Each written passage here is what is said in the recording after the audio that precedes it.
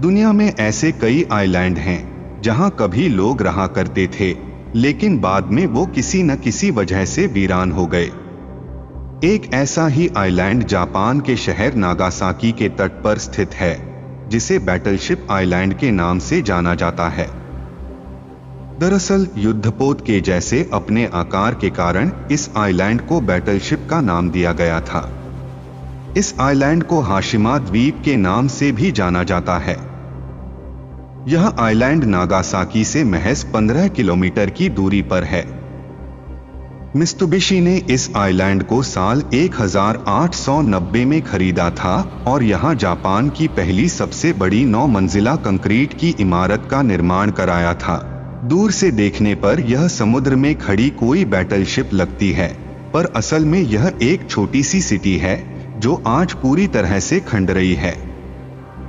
किसी वक्त में इस छोटे से आइलैंड पर 5000 से ज्यादा लोग रहते थे और यह न सिर्फ जापान की बल्कि दुनिया की सबसे घनी आबादी वाली सिटी कहलाती थी।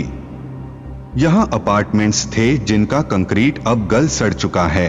इनमें लोगों का सामान आज तक मौजूद है। ऐसा मालूम होता है कि शायद यहां रहने वाले सब कुछ छोड़कर भागे हैं। यहाँ स्कूल्स थे जहाँ कभी बच्चों की आवाजें गूंजती थीं, hospitals, town hall, swimming pools, shops और सिनेमा समेत यहाँ वो तमाम फैसिलिटी थी जो किसी शहर में होनी चाहिए। पर आज यह पूरा आइलैंड, पूरा शहर किसी वीरान घोस्ट टाउन की शक्ल पेश करता है। लेकिन आखिर क्यों यहाँ रहने वाले हजारों लोगों में से आज एक भी यहाँ नहीं रहता? यहाँ ऐसा क्या हुआ था कि जापान ने 35 सालों तक टूरिस्ट को इस आइलैंड पर जाने से रोके रखा?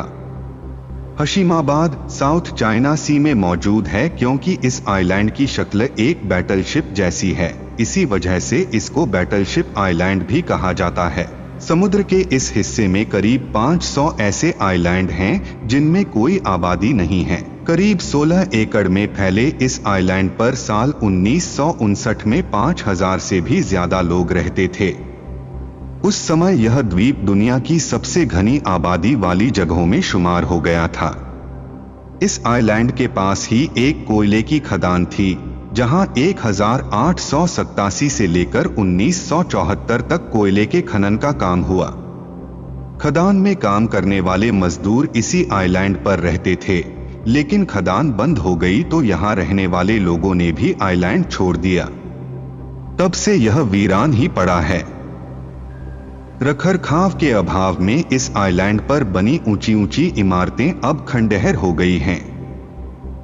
यहाँ स्कूल से लेकर अस्पताल और रेस्टोरेंट तक सब थे, लेकिन अब सिर्फ यहाँ उनके खंडहर ही दिखते हैं। चूंकि यह आइलैंड चारों तरफ से कंक्रीट की मजबूत दीवारों से घिरा हुआ है, लेकिन जापान में अक्सर आने वाले तूफान के चलते इसे भी काफी नुकसान पहुंचा है। अब यहाँ का नजारा बेहद ही डरावना लगता है। कई सालों तक यह आइलैंड बंद रहा, जहां लोगों का जाना मना था, लेकिन 22 अप्रैल 2009 को इसे दोबारा पर्यटकों के लिए खोल दिया गया। हालांकि फिर भी यहाँ बहुत कम ही लोग आते हैं। खास बात यह है कि इस आइलैंड पर कई फिल्मों की शूटिंग भी हो चुकी है। जापान में इसे औद्योगिक विरासत के तौर पर संजोने की पहल जारी है। नागी टीवी इंडिया में आज के लिए इतना ही। फिर मिलेंगे किसी नई वीडियो के साथ।